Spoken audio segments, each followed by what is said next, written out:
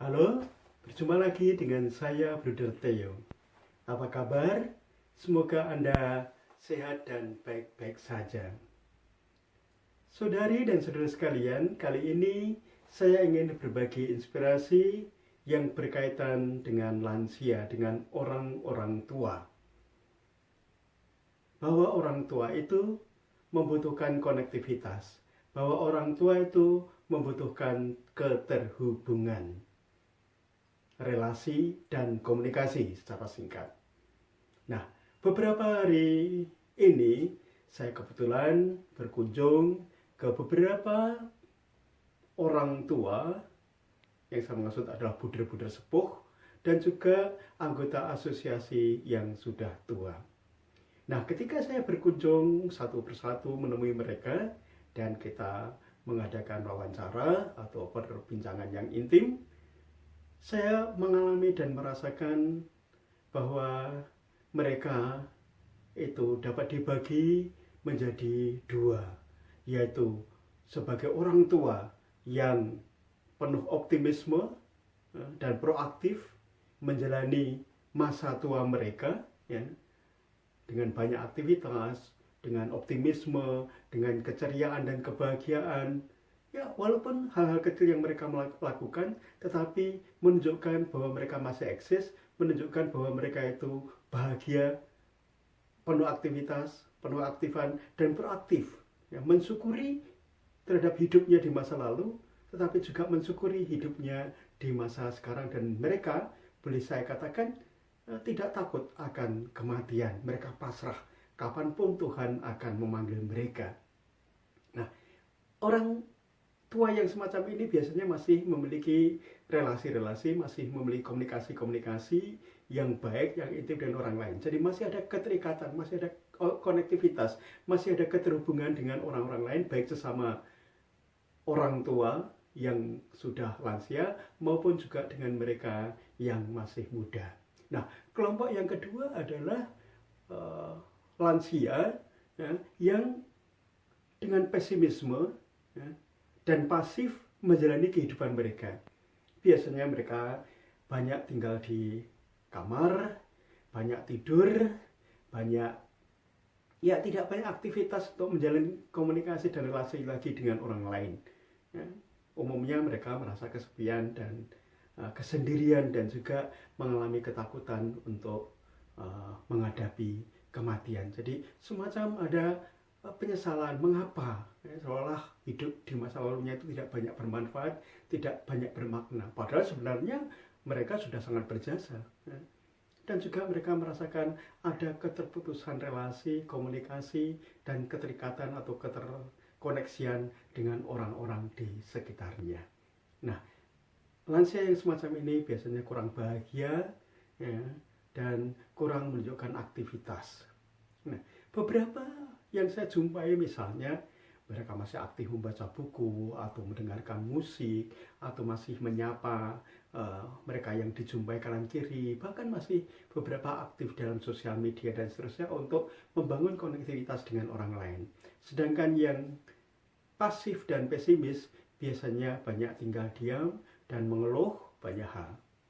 Nah, saudari dan saudara sekalian, dari situ saya belajar bahwa lansia itu membutuhkan konektivitas, membutuhkan keterkaitan, membutuhkan keterhubungan. Nah, kita sebagai orang yang masih muda, yang kita memiliki orang tua yang mungkin sudah lansia, sudah lanjut usia, ya, itu harus berusaha untuk mereka tetap ada hubungan dengan kita, ya, masih ada keterkaitan dengan kita, masih ada konektivitasnya dengan kita, ya.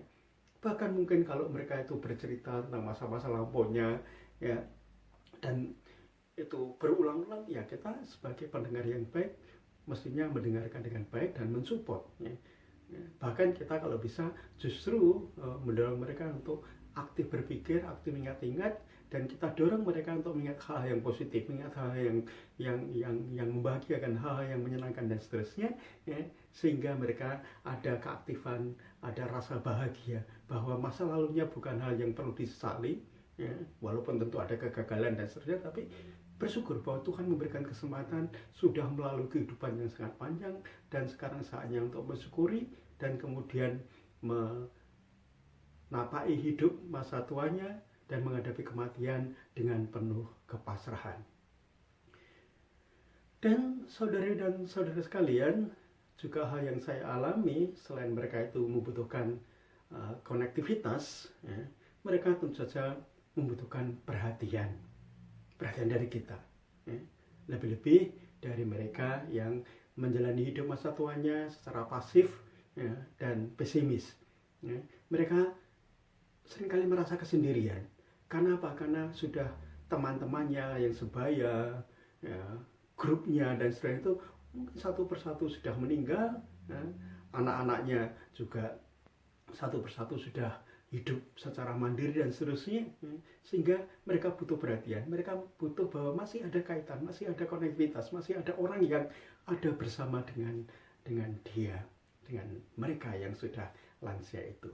Jadi jangan biarkan mereka kesepian, jangan biarkan mereka kesendirian, karena kita pun juga akan menempuh masa tua itu, dan kita ingin tentu saja menempuh masa tua dengan bahagia, dengan penuh aktivitas, dengan optimisme dan proaktif, ya, menjalaninya, ya, sehingga sebagai masa tua pun, sebagai orang tua pun masih bermakna, masih berguna, dan masih eksis secara terhormat di dalam kehidupan bermasyarakat atau dalam kelompok-kelompok yang ada di dalam masyarakat atau di dalam keagamaan. Nah, saudari dan saudara sekalian, marilah kita dukung kalau kita masih muda, beri perhatian, dan jangan sampai orang-orang tua itu merasa kesepian, merasa kesendirian. Dan kalau kita sudah menjelang sebagai lansia, mari kita upayakan agar kita menghadapinya, menjalaninya penuh dengan aktivitas, proaktif, dan optimis. Dan ingatlah bahwa kehidupan itu hanya merupakan rangkaian dari peristiwa-peristiwa yang merupakan kolektivitas, ya. Dan itulah hidup kita, ya. Tidak ada kaitannya dengan mau mencapai umur berapa kita, karena kita tidak tahu, hanya Tuhan saja yang tahu. Yang penting kita mensyukuri anugerah Tuhan berapapun umur yang diberikan kepada kita, ya, dan kita berusaha untuk menjalani masa tua kita, ya, dengan sekali lagi optimis, proaktif, dan penuh syukur akan masa lalu, dan menghadapi masa depan yang pasti itu, ya, juga dengan penuh kepasrahan.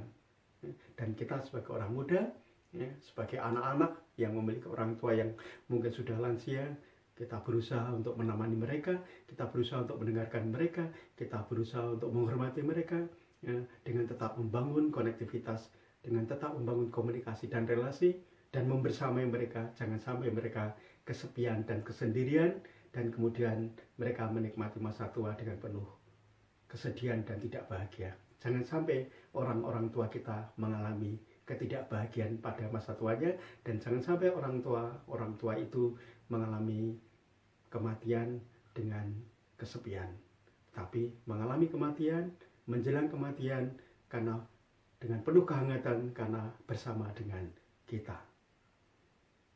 Sekian, Anda pasti bisa. Selamat untuk mencoba. Sekian dan terima kasih.